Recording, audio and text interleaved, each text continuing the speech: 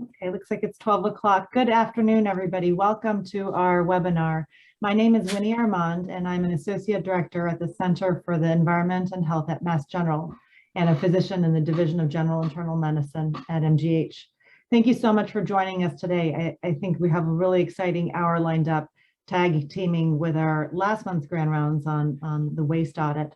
And thanks to my colleagues at IHP, Center for Climate Change, Climate Justice and Health for collaborating and putting together these educational series. And we're very, very grateful for Clint Kairana for all his hard work in making these presentations successful. Just a few housekeeping items. Please feel free to use the chat to interact with each other, but if you have questions, please use the Q&A since we will be monitoring the Q&A, and we'll be using the time at the end after the four presenters to address as many questions as we can. So throughout the talk, you can use the Q&A, and most of them will be hopefully addressed towards the end. The event is recorded, and it will be emailed to you within a few days. Next slide, please. We're delighted. This is Patrice Nicholas, Director of the Center for Climate Change, Climate Justice and Health, and we're delighted to invite you to our virtual symposium on Saturday, April 9th from 8:30 to 12:30. It's titled Climate Change and Health 2022, a Roadmap for Grassroots Advocacy. And we were thrilled to have Bill McKibben, Founder and Senior Advisor Emeritus of 350.org, joining us as the keynote speaker, along with Representative Ayanna Pressley who represents Greater Boston in the House of Representatives, and U.S. Representative Lauren Underwood from Chicago will also join us to talk about the Black Maternal Momnibus Act. Our next Grand Rounds webinar on Wednesday, April 20th is Connections Between Seaweed Farming, Environmental and Public Health, with Scott Lindell from Woods Hole Oceanographic Institution. Next slide. Good afternoon. My name is Barbara Belanger. I'm from the perioperative area and the Center for Environment and Health. Today's webinar will be presented by four speakers whose expertise, passion, and advocacy to promote environmental sustainability in healthcare have and continue to influence innovative initiatives which each speaker will demonstrate. I will introduce our speakers in the order each will be presenting. Ms. Julie Moyle is our first speaker, whose leadership and advocacy for healthcare sustainability began in 2003 at Healthier Hospitals Initiative and opening and managing the first LEED certified hospital in the United States. Since that time, Ms. Moyle has contributed as an author on the AORN Environmental Responsibility Statement, lectured at numerous national and professional association forums addressing best practice for environmental sustainability, and developed posters and literature for education. Ms. Moyle received her Bachelor of Science in Nursing at Vanderbilt University, Nashville, Tennessee, Master's of Science in Nursing at Duke University, Durham, North Carolina. Currently, Ms. Moyle is engaged in two roles at Practice Greenhealth: Sustainability Strategy Manager, guiding healthcare leaders and organizations to reduce their carbon footprint, greening the OR Cohort Chair, connecting with healthcare sustainability managers, leaders, and consultants to review new research and developing evidence-based innovative practices, and perioperative clinical nurse at a surgery center in Boulder, Colorado. Ms. Moyle will speak about trends in waste management and best practice to promote sustainability in healthcare systems. Ms. Paulina Chu is Executive Director at Healthcare Plastics Recycling Council, leading the work of key industry stakeholders to identify and break down barriers in healthcare plastics recycling and circular solutions. She is a Senior Consultant and Vice President at USA Antia Group, leading the technology market segment. She's Chair of the Board of Directors at Inogen Environmental Alliance. It's a partnership of environmental health and safety with sustainability consultants. Ms. Chu is a registered professional chemical engineer and received a bachelor's degree in chemical engineering at Texas A&M, master's degree in chemical engineering at University of California, Berkeley. Ms. Chu will speak about industry strategies and opportunities for healthcare plastics recycling and circularity, stemming from her experience assisting multinational companies to strategically integrate environment, health, safety, and sustainability into business operations. Ms. Emily Zramowski is Administrative Program Coordinator in the Sustainability Department, leading the Food and Green Team efforts at Cleveland Clinic. Ms. Zramowski received her degree at Ohio University. Ms. Stromowski leads the work and implementation of innovative practices that engage leaders and members in the community with efforts to promote waste reduction and sustainability for environmental and community health. This work addresses processes for diversion of waste from incineration and landfill. The presentation includes details of the steps and outcomes related to the work completed in the development of resilient waste management programs, opportunities for alternative diversion of waste at a time when healthcare recycling has declined, and the positive impact that healthcare facilities influence within a community that includes vulnerable populations. Ms. Stromowski's work reflects the global goal of healthcare organizations to uncover innovative ideas and ways to reduce healthcare waste. Ms. LaToya Brewster is the Director of the Environmental Services Department at Massachusetts General Hospital, leading a team of 500+ members. She's an associate on the Massachusetts General Hospital Center for Environment and Health, Chair of Association of Massachusetts General Hospital Multicultural Professionals, and member of the Association for the Healthcare Environment. Ms. Brewster received a Bachelor of Science degree from the University of Massachusetts, Amherst, Massachusetts, a Master's degree in Healthcare Administration from Simmons University, Boston, Massachusetts, and certification of Mastery in Infection Prevention. Ms. Brewster's approach with implementation of processes for waste reduction and diversion from landfill and incineration demonstrate effective problem resolution and decision-making for efficiency and effectiveness in a large, complex facility. I have observed Ms. Brewster's expertise and skill with planning and implementation of complex processes that promote waste diversion from landfill and incineration. These processes include restructuring for recycling and alternative opportunities for waste diversion. Ms. Brewster's knowledge and experience with systems operations and team building include core principles of infection control and networking for comprehensive and effective strategic development of innovative ideas. As our final speaker, Ms. Brewster will share the steps and outcomes associated with implementation of waste reduction initiatives at our hospital. I would like to now introduce Ms. Julie Moyle. Good morning, good day. Thank you for joining. I should disclose that I do work for Practice Greenhealth. Practice Greenhealth is a nonprofit member-funded organization of hospitals around the United States who are working on reducing their environmental footprint. So today, we are going to be taking a dive into waste reduction strategies, including recycling and circular economy opportunities. Next slide, please. Yes, my contact information is there if you'd like to reach out to me. Thank you. We will go ahead and advance to the next slide, which I believe has our objectives. Yes, so in a minute, you'll be seeing some median waste profiles of Practice Greenhealth partner hospitals. We'll consider a conceptual framework, the OR waste reduction hierarchy, to help frame our discussion. We'll identify some common reusable single-use device reprocessed items, as well as commonly recycled materials in the operating room.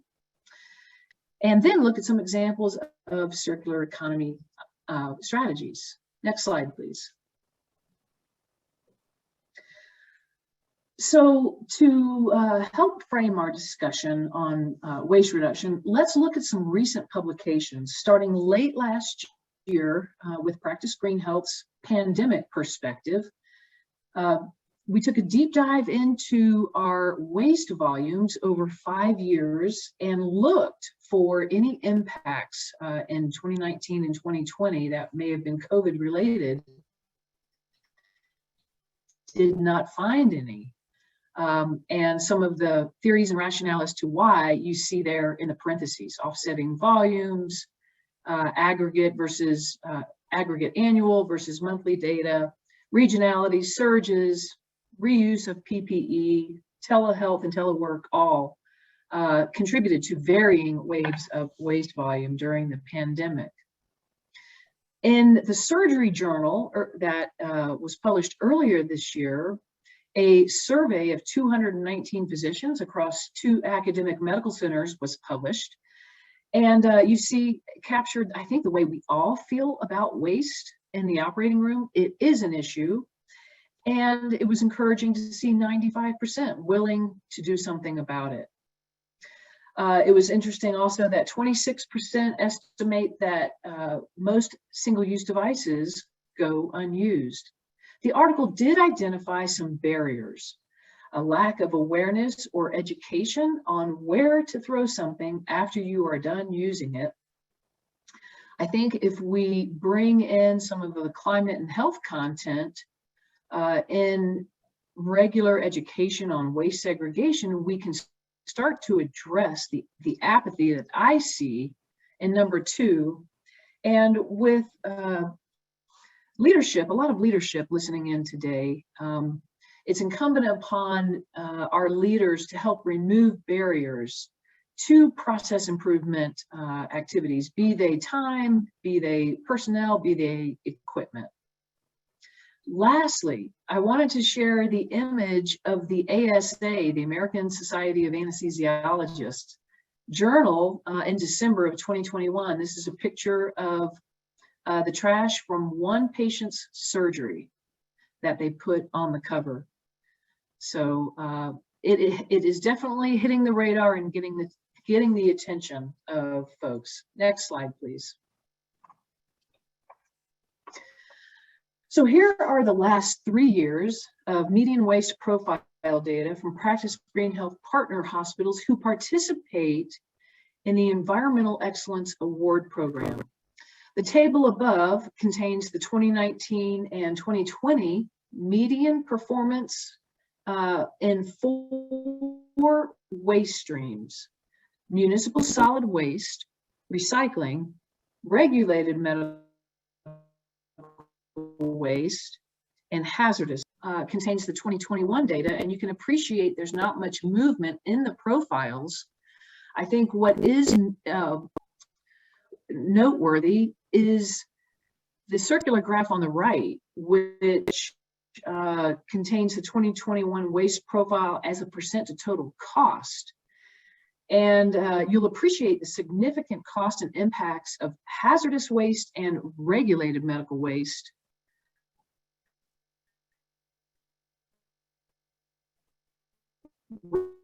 Relative to their small volume waste, because of its cost, hazardous waste, we do look for opportunities in waste reduction in these areas. Next slide, please.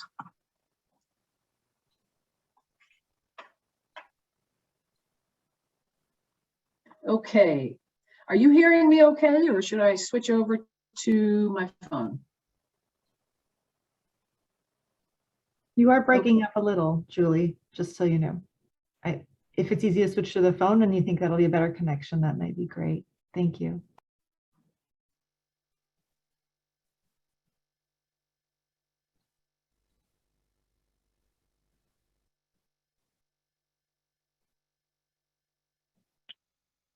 Very good. How's this? Is this a little better?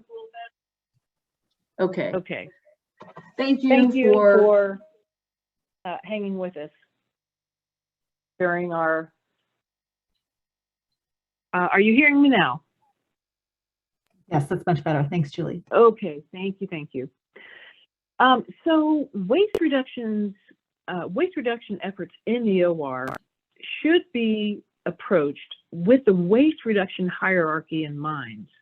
So from most preferred to least preferred, in terms of its impact on emission reduction and environmental health, the corresponding best practices can be found on the right-hand side of the graphic. So starting at the top, reevaluating practice such that you can eliminate unused items from preference cards and OR kits, holding items until they're needed, reusable sterilization containers, sharps containers, fluid medical waste systems can all replace and help reduce disposable supplies, and are effective strategies in decreasing both upstream impacts, those are natural resource extraction, production, manufacturing, and distribution, and the downstream impacts, which of course we're familiar with from the collection, the treatment, and the disposal of waste. Moving down on the hierarchy, replacing disposable supplies and equipment with reusable or non-plastic alternatives for general use when and where feasible is the appropriate next step in the waste reduction hierarchy. If reusable supplies aren't an option, then the next preferred practice would be to use an FDA-approved third party to reprocess single-use devices.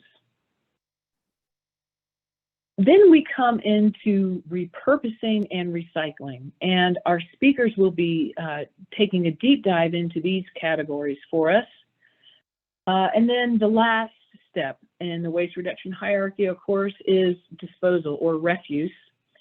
And we will not be covering appropriate waste segregation education in this session, but as you can see from the last slide there, the cost implications that waste segregation educational content is super important and should be reinforced anytime a new diversion stream is introduced. Next slide, please.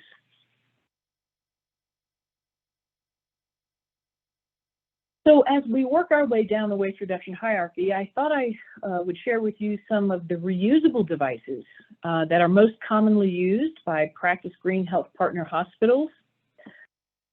Successful implementation or transitioning from disposable to reusable supplies depends on several factors, including infrastructure, like equipment and capacity, education and collaboration with surgeons, anesthesia providers, OR staff, sterile processing, and infection prevention.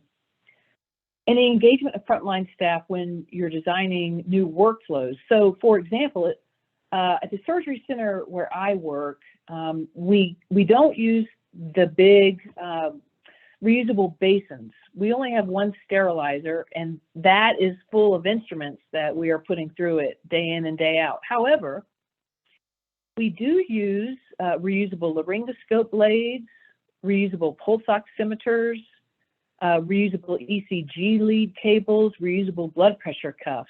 And it's a combination of OR staff, like I wipe down the pulse oximeters and the ECG leads with the same disinfectant wipe that I use to wipe down the rest of the operating room. The blood pressure cuffs just go on a patient pre-op through the operating room and into PACU, same blood pressure cuff, and then it gets collected after use. And at the end of the week, sterile processing tackles that job with a clean disinfection enzymatic cleaner and then air dry and before it's returned to service. Next slide, please. These are the single-use devices that are most commonly reprocessed by Practice Greenhealth partner hospitals. Key drivers of single-use device reprocessing are cost savings and invasive versus non-invasive considerations. So again, in those top 10 items, you'll see a combination of expensive electrophysiology supplies, laparoscopic instruments, ultrasonic catheters that are really high cost. And so they find themselves in reprocessing streams pretty regularly. You also see tourniquets, sequential compression sleeves, pulse oximeters, and transfer devices. Those are less invasive and maybe more palatable when you're rolling out a reprocessing program so that you're dialing in the process, the receptacles, and the whole collection program. Next slide, please.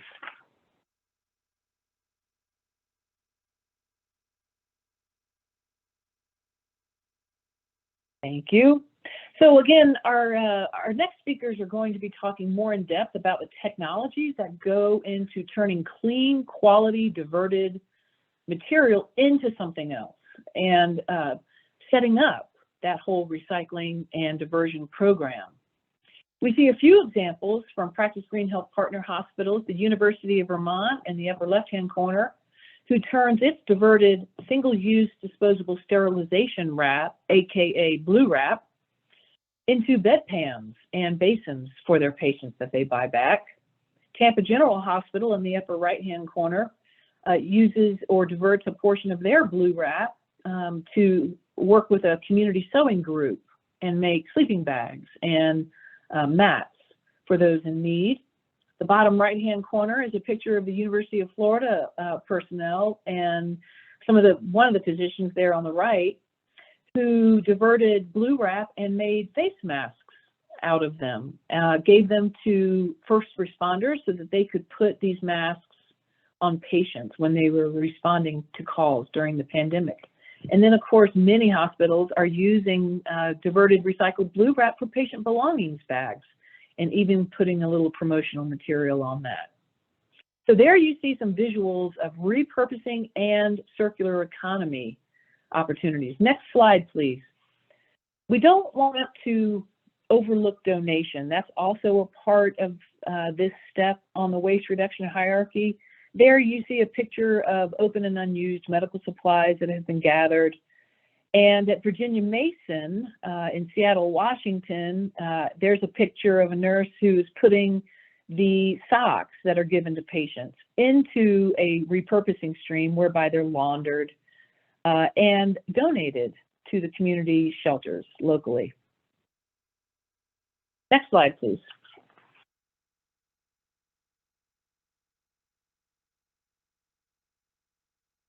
So now we're getting into recycling, and you heard me say that we didn't see any appreciable differences in the waste volumes of our Practice Greenhealth partner hospitals, but we did see a difference in the number of hospitals that have a recycling program.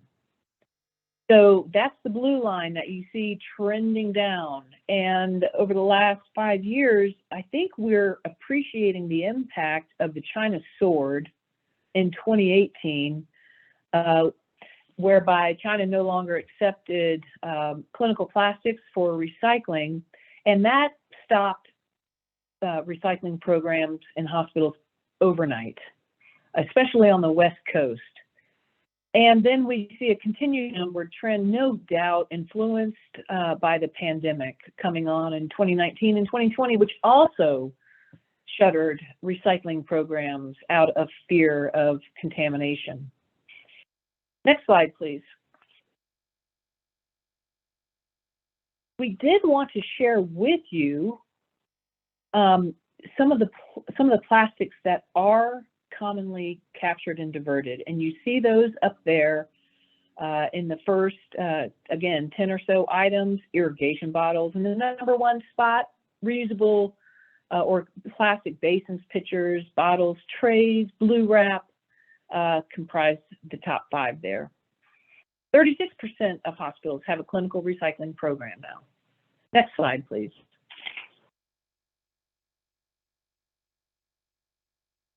I wanted to just wrap up with some resources that are available for Practice Greenhealth partners there.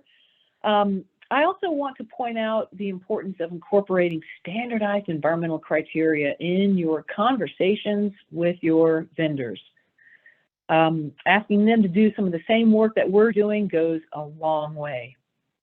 And lastly, the Healthcare Anchor Network has also picked up on waste reduction and has a goal to transition 5 of those 10 top reusable products from a disposable product to a reusable product. And you can see the links and resources available right next to it.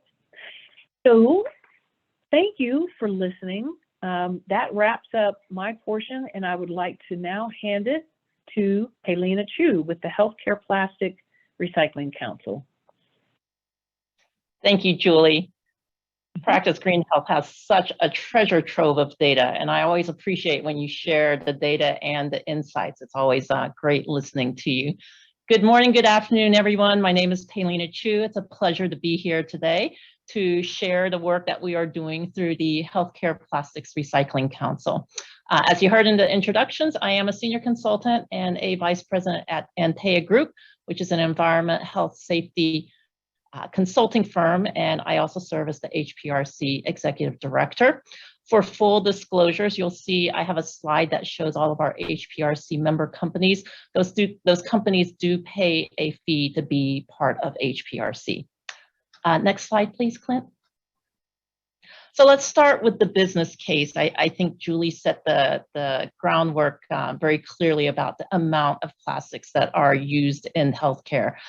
Plastics, obviously, I think we all understand it certainly is a significant factor to help us enable delivery of cost-effective healthcare on a global basis, especially within the last 2 years during the pandemic with all of the PPE that's been used, vaccine production and delivery and medical care. Plastics has certainly played an important role in all of that.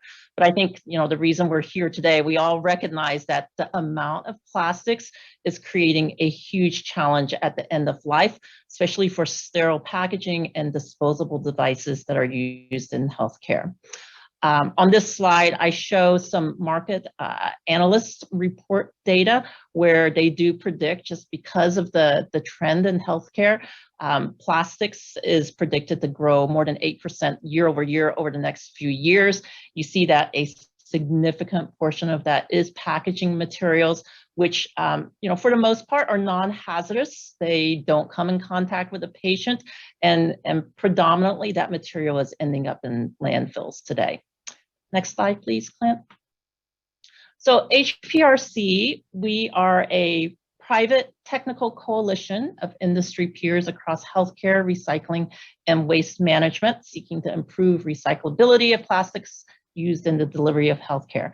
This group actually came together in 2010 with the recognition that recycling healthcare plastics was complicated and it was hard, and it wasn't something that hospitals would be able to resolve on their own, or that manufacturers working with hospitals could solve independently. So from the very beginning, this group recognized that they needed all stakeholders within the plastics value chain to participate in understanding the barriers to recycling and developing solutions throughout the value chain. So that is from the very, very beginning of value chain approach. Next slide, please, Clint. So we do have a vision and mission. And our vision is that all healthcare plastics are safely and effectively recycled and widely accepted as a valuable resource.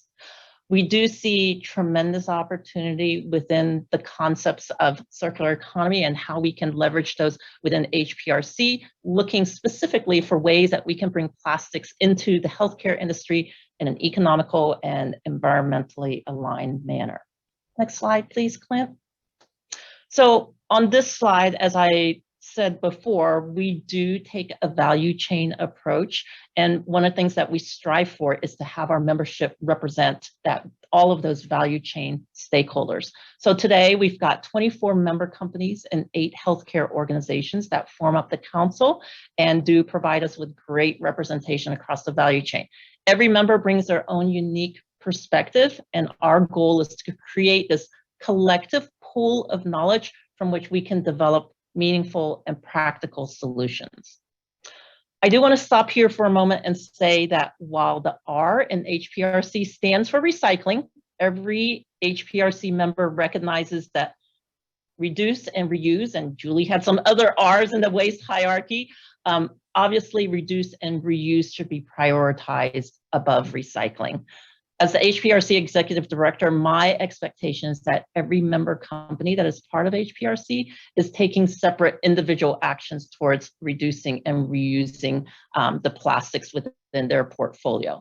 And while there have been discussions within the council about expanding the R to include reduce and reuse, what I heard from our member companies is that their individual reduce and reuse initiatives or proprietary information, they serve as competitive advantage for themselves. And within the HPRC collaborative forum, really we look at the complexity of recycling and all of the barriers along the value chain, and that's where we can be more impactful. Next slide, please. So here's a visual of some of those materials that Julie was talking about for those plastics, those healthcare plastics, those clinical plastics that are most commonly recycled. And we've picked these over our years of working with different hospitals and recyclers and manufacturers as what we target for low-hanging fruit. Because there are large quantities of these materials, it's easy to visually identify, separate, and keep these clean as a recyclable material. And so this is where we tell hospitals to start if you're starting your recycling program. So focusing on these materials, some of our previous work includes design guidance for manufacturers for optimum recyclability of their products and their packaging. HospiCycle, which is a free toolkit downloadable on our website for hospitals that want to start a plastics recycling program, and guidance for recyclers that are interested in healthcare plastics as a feedstock. All of our work products are available to the public through our website, www.hprc.org. Next slide, please, Clint. So what I want to talk about today is our most recent work around advanced recycling, which is also called chemical recycling or molecular recycling. We launched this project about 2 years ago when advanced recycling became more visible within the recycling industry. And as Julie mentioned, in 2018, China implemented their national sword ban, which dramatically affected the amount of recycling happening within the US. And it was at that point where we began to see more investment in domestic recycling infrastructure. A lot of that investment was going towards advanced recycling technologies. So we started this project because plastic circularity within healthcare is very difficult because of the stringency of the industry regulations and standards. And while we don't view advanced recycling as a silver bullet, we do believe that it brings the potential for true circularity because the output from advanced recycling processes can be used as virgin resin equivalent, and it can be used to manufacture new products and packaging. And we see this as an opportunity to bring these materials back into the healthcare industry.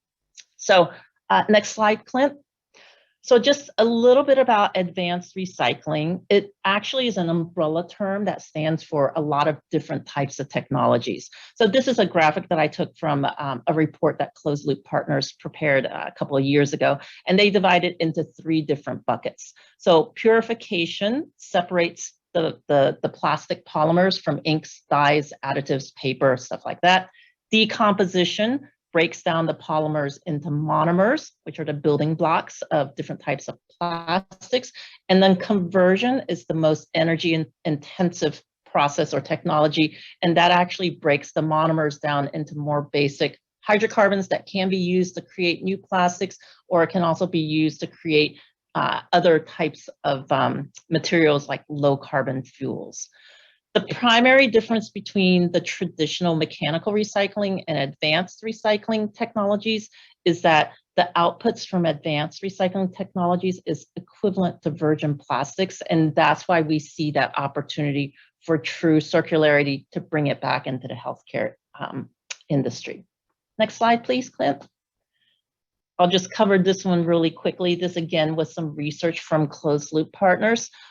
They found that given the many recent public commitments by large consumer brands to use recycled plastics, the current supply of recycled plastics meets just 6% of what the public commitment demand represents. That's that graph on the left-hand side.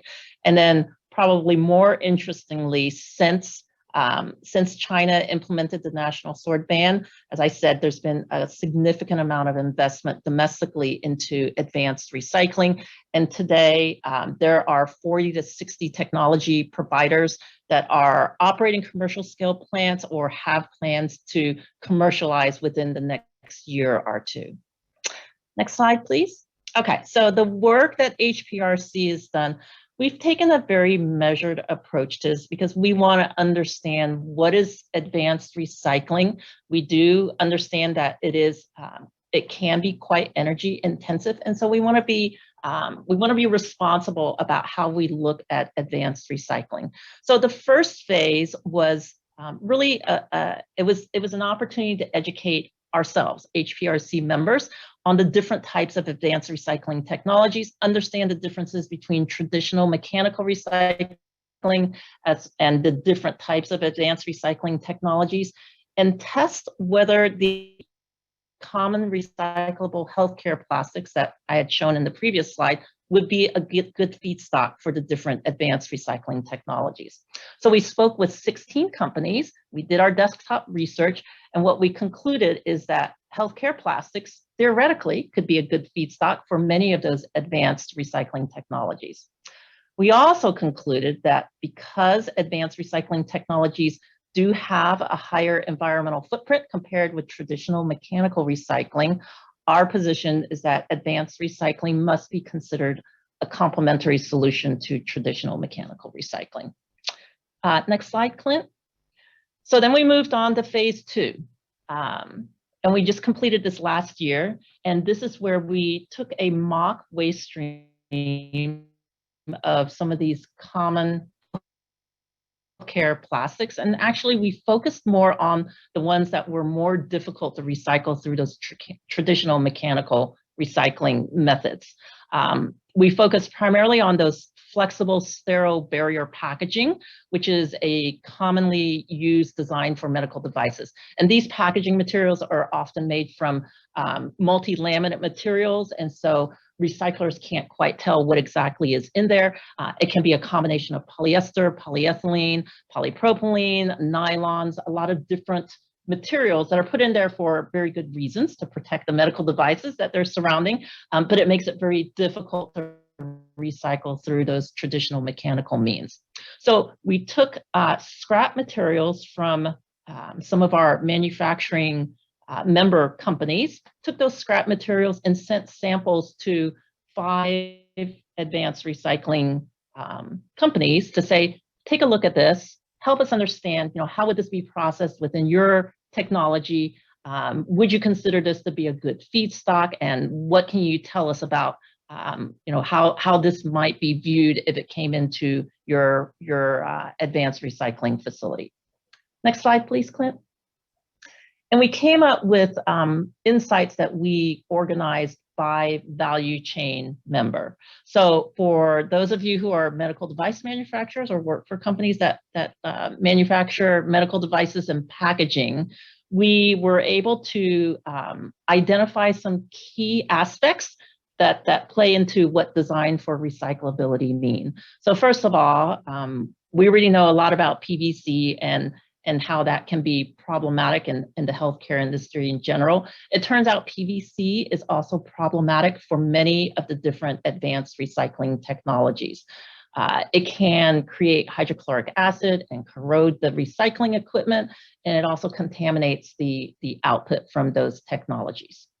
Paper, aluminum, and EVA, and some of the other additives and those multi-laminate packaging materials, they can be processed, but they do decrease yield. And when you're trying to run a recycling facility, every percentage of yield increases the economic feasibility. So while it's not as bad as PVC, any decrease in yield is not a good thing. For hospitals, what was really great was 90% of the materials, the recycler said, yes, this would absolutely be acceptable, and not only acceptable, but is probably a great feedstock for our technology. Less sorting is required for advanced recycling. Many of the technologies can take different types of plastics, which is very helpful. I know that a lot of hospitals struggle with the sorting that's required for a traditional recycling recycler. And that not only takes up time, but it also takes up a lot of space at hospitals. So less sorting is a good thing. Some of the challenges that we see with mechanical recycling are the same challenges for advanced recycling. It's the space limitations, it's training the staff on how to collect the materials that recycler wants, obviously contamination, and probably the biggest barrier for any kind of recycling is the reverse logistics. How do you get it out of the hospital to a recycler that wants it? And then for the recycler insights I already talked about, most of them were very interested in learning more about healthcare plastics as a feedstock. And then we also saw this great opportunity for recyclers to partner with hospitals and medical device manufacturers to educate all of us on this new emerging set of technologies. What are acceptable levels of different materials that can be processed, sorting needs, et cetera, all sorts of guidance. Next slide, please, Clint. With phase 2, we are now just kicking off phase 3. And this is what I call in real life. The last phase was using samples from manufacturing facilities, from packaging manufacturing facilities. Now we want to partner with hospitals to collect a stream of mixed flexible packaging materials and send samples of those real world materials to recyclers to inspect the process, and again, give us insights on what is it that, how would these materials be processed, how would they view it, and how could the output be used for new healthcare plastics products and packaging. And again, because we see advanced recycling as complementary to traditional recycling, we're going to be focusing on those materials that are difficult to recycle through those traditional recycling processes. I will put out a call here if you're a hospital and you're interested in participating in this phase 3 work. Please contact me there at my email. I'd love to talk to you about how you might be able to participate. And I think that the next slide has my contact information. And thank you again for the opportunity to share our work. I will now pass it to Emily. Thanks so much, Bailey. Yeah, HPRC does great work. So you did a great job overviewing everything, and we've always enjoyed working with you guys. So my name is Emily Shrosky. I'm an administrative program coordinator for our Cleveland Clinic, and I'll be talking about our clinical plastics recycling program today. Next slide, please. So Cleveland Clinic has a designated sustainability team. There's 6 members. 5 of us are full-time, and then we have our medical director, Dr. Gordon, who works with us part-time. And yeah, we've had a dedicated team for 15 years now, so long time. Next slide, please. History. We previously had a clinical plastics recycling program that was operated by a third-party partner, and they did logistics on our behalf. They employed 50 employees, and that was closed down over 5 years ago because of change in state laws. We've been trying to get the program up and running ever since. Next slide, please. Our recycling center will be named the Adelstein Recycling Center after Stanley and Hope Adelstein. Stanley was a former doctor at the Cleveland Clinic who was very passionate about sustainability and the environment and donated some funds that are going to help us go to the building and establishment of the center. Next slide, please. Why? Why have a clinical plastics recycling center? Like Paulina said, sorting takes up a lot of time and space in certain areas where advanced recycling is something we will be utilizing. We'd rather sort, at least for now, and see how things go. So the main reason is leadership engagement of clinicians. So we have had a ton of clinicians asking for this program to come back ever since we've had to shut it down because of change in state laws. So clinicians are super engaged and interested in this program. Lots of support. At our previous facility, we had clinicians come out and sort, and they really enjoyed the tactileness and learning and everything, that whole side of the center. Our other reason is our own landfill diversion goals. We have a goal to divert 100% of our waste from landfill by 2027. We also have a lot of valuable recyclables that aren't currently being recycled. Community support, which is the reason I'm so passionate about this job, is the other reason. We'll be working with adults with developmental disabilities from local community organizations, as well as our own Learner School for Autism, to give them on-job training for them to hopefully work at our center and get paid down the line, or at least have more real-world experience to transition to other roles. Next slide, please. Where? So to start, we will only be collecting from our main campus. Main campus makes up about half of our enterprise waste by weight, so it's a good place to start. It's huge, so it'll be a big undertaking on its own. The sorting center will be at one of our administrative campuses, which is about 8 miles from our main campus, so not too far away. Next slide, please. So here's an image of our administrative campus from overview. We have 5 buildings there that we use for philanthropy and supply chain. Various other groups are stationed out of them. And the picture in the lower right, you can see, is a dock space that we'll be using for our space. Next slide, please. So the teal space is our dock, and then the space on the right side where you can see red dotted lines would be where our sorting area will be. We have about 600 square feet for sorting space within our center, And the dock space will be used for staging area before things are sorted and once they post sorting and baled for a recycler to pick up from. Next slide, please. Funding. So funding was a very complicated issue for this. So we're obviously using partial philanthropic funds, which I mentioned before from Stanley and Hope Adelstein. We also got an EPA community recycling grant for funding, which we matched 25% of cost. So we have to use that by July 1st this year. We'll have the center up and running. It is not currently up and running, but construction will start in the coming weeks and training has started and all of that good stuff. Next slide. Volunteers. So like I mentioned before, this is a reason I think this is such an exciting project is we'll be giving job training to individuals with developmental disabilities. It's something we're really excited about. The Learner School and the other organizations we're working with are very excited for this. And we do hope to pay the individuals down the line. It's just currently a cost we can't afford. Next slide, please. Here's an image of the previous recycling center and some of the volunteers working there. Next slide, please. Training and education. So within the labs and ORs, there's two different sets of trainings. The labs have an online module that they're using that's been designed with our team and individuals in the labs to make everything clear what they should and shouldn't be recycling and what should and shouldn't go in the purple bags. The ORs have been a little bit different. We've had to do a lot of monthly huddles with them just to get everyone in the same room and get all the information to them. So we go to monthly huddles, we share a PowerPoint, we answer questions, we bring samples of materials we'll be collecting. And yeah, I'll go into more of the collection next. Next slide, please. Here is some signage that is on every single hamper, which is the bins we use to collect the purple bags. So it's on the inner lid of the hamper. So if people are ever wondering, oh, should this go in the bin or not, there's an extra reminder there. Sharps and other hazardous materials are something we want to avoid as long as anything with any sort of body fluid in it. So that's very important and that's stressed during our meetings as long as also with the fact that individual disabilities will be sorting this so make sure to keep everyone super safe during this process. Next slide, please.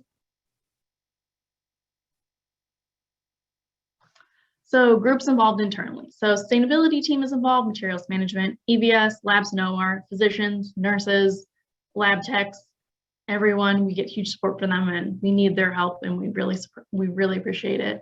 Surgical operations, local recyclers, facilities, and volunteers organizations. Next slide, please. Process. So pre-collection, there's a hamper with a purple bag with the signage put in the room before the case starts. Collection is pre-puncture, pre-incision, again, to cut down on any risk of contamination of bodily fluids or anything like that getting into the bag. Transportation, so there's designated chutes within the hospital that this goes down. Once it gets to the dock, the purple bags are sorted out from the other cages and they go in their own specific dumpster at the dock. And that dumpster is taken out to our administrative campus where it is unloaded and then sorting begins. Sorting is done by our volunteers.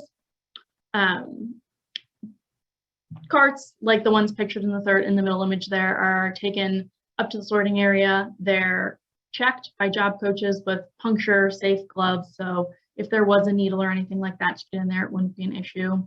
Our previous facility, we only had 2 instances of any sort of contamination. The one ended up being iodine, but looked like blood. So obviously we take these things very seriously and are very careful about them. Sorting is then done by the volunteers, and each table has a different material they're looking for, whether it be blue wrap, stretch films. There's images, samples on the table for everyone to sort through each item. Then items are baled or put in gaylords, depending on how a recycler would like to accept that specific item and sold into market. All other items are sent to plastics and fuel once we get enough quantity of them. Next slide, please.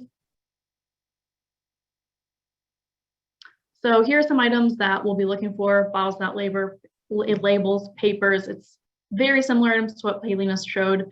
We will be able to accept more items as we get further on in the process. We just want to start out with 6 or 8 items that are going to be profitable for us before we expand it further than that. Next slide, please. And please feel free to contact me if you have any questions, and thank everyone for their time today. LaToya, you're up and good luck. Thank you, Emily. And thanks for all the work that you're doing at Cleveland. Good afternoon, everyone. My name is LaToya Brewster. I'm the Director of Environmental Services here at MGH. And I'm here to talk to you a little bit about our waste reduction initiatives that we've been able to implement. Next slide, please. So just a little background about EVS. We are the subject matter experts for cleaning and disinfecting. We are also, a major role of ours is to ensure that our waste streams generated in our facilities are always moving. Next slide, please. This slide shows you a little bit of about how we spend our time. Our call center receives over 33,000 calls annually, and the pie chart on the left represents a breakdown of those calls.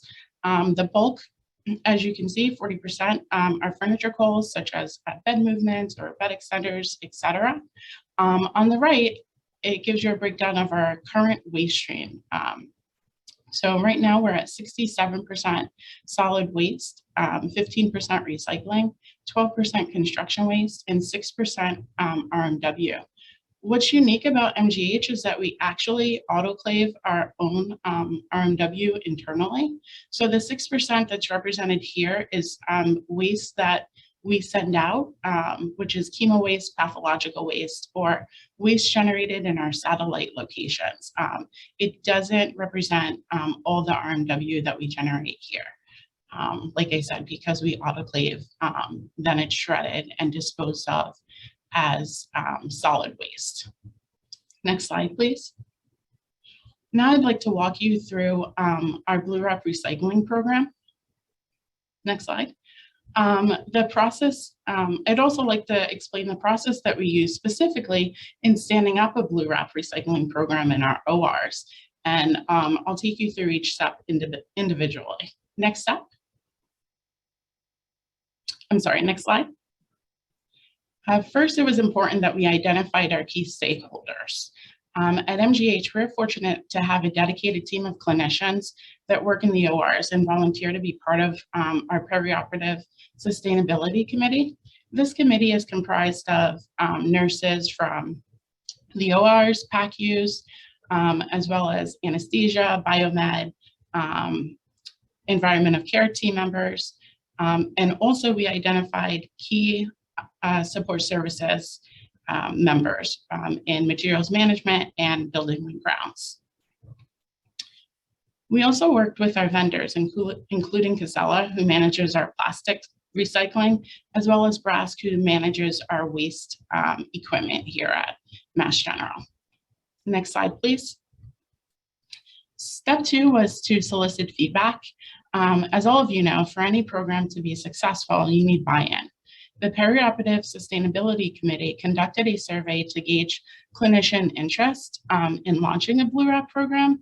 The survey found that most respondents wanted to increase recycling efforts and were willing to participate. Next, we had Casella come in and conduct a site visit, and they were able to walk through our operations and our ORs and really help us understand best practice and how we should go about standing up a Blue Wrap recycling program here at main campus. Team meetings were held with EVS waste managers to get their input regarding the process, and an equipment assessment was done with Brask. Lastly, we reviewed our space functionality for staging and baling with buildings and grounds and materials management. Next slide, please. We created a workflow. So our workflow had the OR nurses collecting clean Blue Wrap prior to a patient entering the room. The operating room assistants, or ORAs, transport the Blue Wrap from the operating rooms to the trash holding rooms. And then the EVS team members collect the Blue Wrap bins and transport the materials to our staging location. We're careful to inspect all of the collections to make sure that there's not contaminants, or that we're able to remove the contaminants prior to the items being placed in the baler.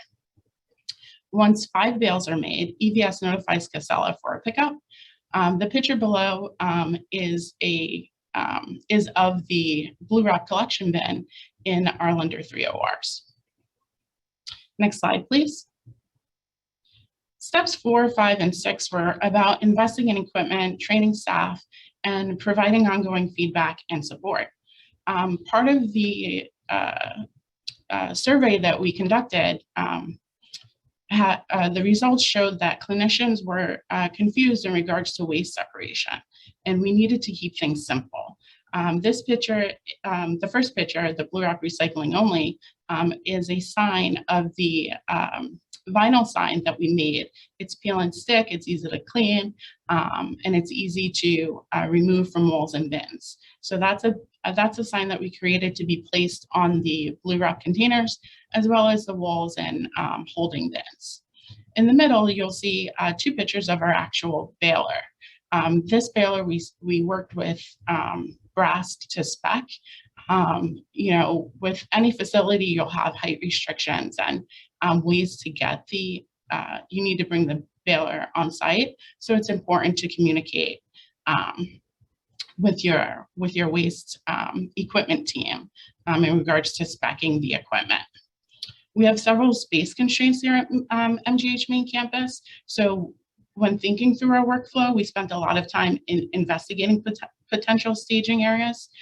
We decided to purchase a baler and use it only for blue wrap recycling, and that the EVS team would make bales as the blue wrap accumulated. Next slide, please. A good idea is about, a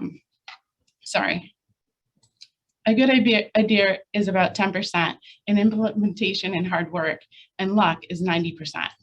Anyone who's been on an implementation team knows coming up with a good idea is the easy part. It's actually standing up to process. Next slide, please. So we launched our blue wrap recycling pilot on October 4th, 2021. We chose Lender 3, which is orthopedics and has 13 operating rooms. We wanted a location that we knew generated a significant volume of blue wrap so that we could establish baseline metrics. We also were conscious to work with our key stakeholders to ensure that we were not creating unrealistic burdens. We know that everyone is busy working to meet the needs of our patients, and it's important that the collection process was implemented in a way that could easily be adopted by all frontline staff. Lastly, we worked with materials management and buildings and grounds to determine suitable locations for staging and bale pickup. Next slide, please.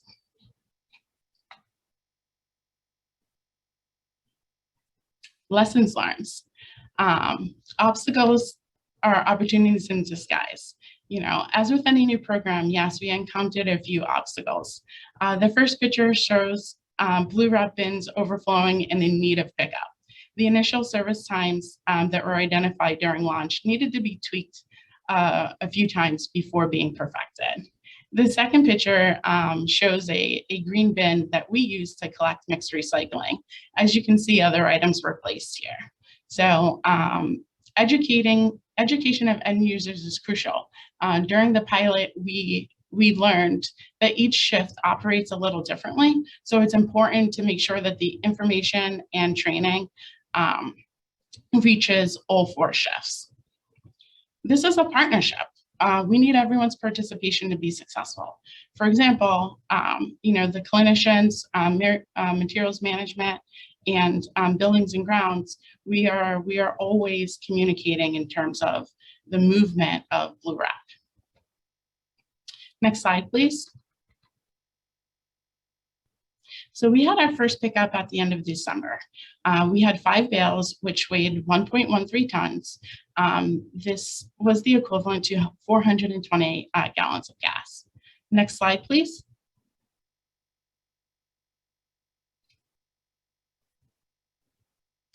For our next steps, our goal is to roll this out ultimately across the rest of the Lender building and then to all of the ORs here at Main Campus. We have 62 in total. Next slide, please. Switching to our food waste or food composting program. We work with nutrition and food services. We've been composting here at MGH main campus since 2014. We identified several best practice. First, we made sure to use unique collection bins. We have a centralized collection point for not just the food waste in dietary areas, but also for end users in our main cafeterias. EVS moves these dumpsters to our service building, and we partner with a vendor called iRecycle, who sends a truck, which is similar to the one pictured on my right, and collects this waste 5 days a week. Next slide, please. In 2021, we were able to divert 570 tons of organic waste. Next slide, please. Next steps, we are actively working with nutrition and food services and our vendors to increase the items that we are composting. So just this year, we added compostable trays, plates, and napkins to our organic waste dumpsters. We're also working to purchase new receptacles and updating our signage, which we hope to roll out this summer. Next slide, please. Thank you so much for your time today.